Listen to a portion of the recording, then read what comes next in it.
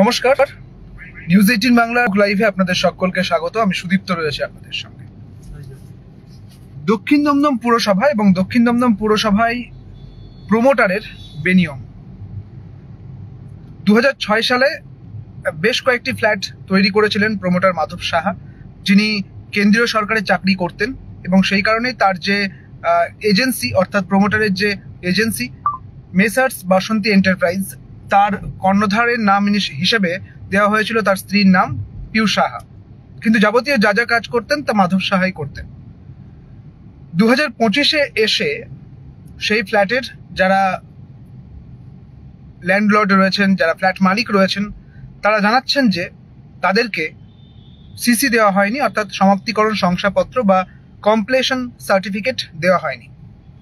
15-17 বছর এরকমভাবে চলছে বেশ কয়েকটি ফ্ল্যাট দক্ষিণ দমদম পৌরসভার অঞ্জনগড় কলোনি, এবং সেখানেই বেশ কয়েকটি ফ্ল্যাট যার প্রমোটার হচ্ছেন এই মাধব সাহা। আমাদের ফোন তিনি টানা ধরছিলেন না, যখনই ফোন করছিলাম তখনই হয় কেটে দিচ্ছিলেন কিংবা সুইচ অফ করছিলেন, এরকম ভাবে চলছিল। 3 দিন যাওয়ার পর যখন তিনি ফোন ধরলেন তখন তিনি বললেন যে এই যে প্রমোটার, এই যে ফ্ল্যাটের মালিক, এই যে ল্যান্ডলর্ড, তাদের মাঝে নিউজ 18 কি করে এলো, এই প্রশ্নটি করেছিলেন।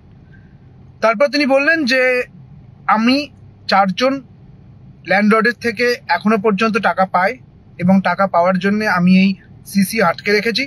এবং এই প্রশ্ন নিয়ে যখন আবারও যাওয়া হলো ফ্ল্যাটের কাছে এবং ফ্ল্যাটের মালিকদের এবং ল্যান্ডলর্ডদের যখন প্রশ্ন করা হলো, তখন তারা বললেন যে আমাদের কাছে কোনো টাকা তিনি পান না, তিনি মিথ্যে কথা বলছেন। আজকে যখন তাকে প্রশ্ন করা হচ্ছে তখন তিনি মিথ্যে কথা বলছেন। এবং আরও একটি ফ্ল্যাটের ক্ষেত্রে যেখানে প্রমোটার বলছেন যে 2 মাস হয়েছে সিসির জন্য অ্যাপ্লাই করা হয়েছে, 15 বছর পর, যদিও সেটাও ভিত্তিহীন বলেই বলছেন সেই ফ্ল্যাটের মালিক যারা রয়েছেন। বিষয়টা অন্য জায়গায়।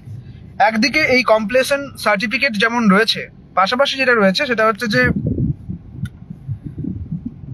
পারুল অ্যাপার্টমেন্ট, সেই পারুল অ্যাপার্টমেন্টের অর্ধ নির্মিত অবস্থায় কাজ কিন্তু ছেড়ে দেওয়া হয়েছিল বহুতলের। তার ফলে কি হয়েছে, ছাদের কাজ এখনো বাকি রয়েছে, সেখান থেকে ভেঙে পড়ছে চাঙড়। কোনো রকম ভাবে স্থায়ী জলের ট্যাঙ্ক করা হয়নি, তাই অস্থায়ী জলের ট্যাঙ্ক ব্যবস্থা করতে হয়েছে ল্যান্ডলর্ডকে। এবং যখন এই সিসি না পাওয়া যায়, অর্থাৎ সমাপ্তিকরণের এই শংসাপত্র যদি না পাওয়া যায়, আপনি কোনো ক্ষেত্রেই ঋণ পাবেন না। আপনার যদি ঋণের প্রয়োজন হয় বাড়ি দেখিয়ে সেটা পাবেন না। আপনি সেপটিক ট্যাঙ্ক পরিষ্কারের ক্ষেত্রে তাও কিন্তু করতে পারবেন না, আপনাকে বাইরে থেকে এনে করতে হবে। এই বিষয়গুলো কিন্তু রয়েছে। কাজেই এতদিন পর্যন্ত কেন থমকে রয়েছে? বিষয় আরও একটা রয়েছে।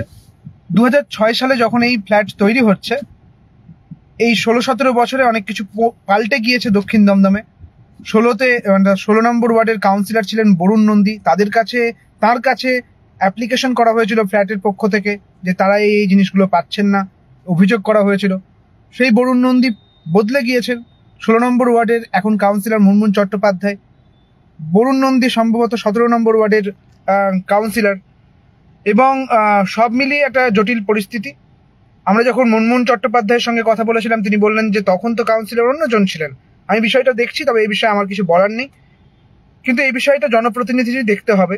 যতই কাউন্সিলর বদলে যাক, তবে 16 বছর ধরে, 17 বছর ধরে এখনো পর্যন্ত কমপ্লিশন সার্টিফিকেট অর্থাৎ সিসি না পাওয়াটা কোনো রকমভাবে কাজের কথা নয়। এখন কি হয় সেদিকে তো নজর থাকবে। তবে এই রকম ধরনের ঘটনা বিভিন্ন জায়গায় ঘটছে। দক্ষিণ দমদমে একের পর এক গড়ে উঠছে ফ্ল্যাট, যাদের এই ফ্ল্যাটগুলোর নির্মাণ যদি দেখা যায় তাহলে পরে দেখা যাবে যে একদম বহুতল, 4 তলা পেরিয়ে যাচ্ছে। 3 তলা তো বাদ দিন, 4 তলা, 5 তলা, 6 তলা, 7 তলা, 8 তলা পেরিয়ে যাচ্ছে। কেন হচ্ছে, কিসের জন্য হচ্ছে, তার কোনো প্রশ্ন নেই, তার কোনো উত্তর নেই। এবং কে এর উত্তর দেবে তারও কিন্তু কিছু জানা যাচ্ছে না। এখন দেখার কি হয়। আপাতত এই পর্যন্তই। এর পুরো খবরটা আমরা দেখাচ্ছি। এবং প্রমোটারের যে প্রশ্ন ছিল যে আমরা মধ্যে কেন এলাম, তো সংবাদ মাধ্যম তো আসবেই। সংবাদ মাধ্যম যখন খবর পাবে তখন তো আসবেই। এই কথা তার কাছে জানার কথা নয় যে আমরা কেন এলাম। যদিও এখন দেখার তিনি কি করেন এবং জনপ্রতিনিধি কি ব্যবস্থা নেন। আপাতত এই পর্যন্তই। দেখতে থাকুন নিউজ 18 বাংলা।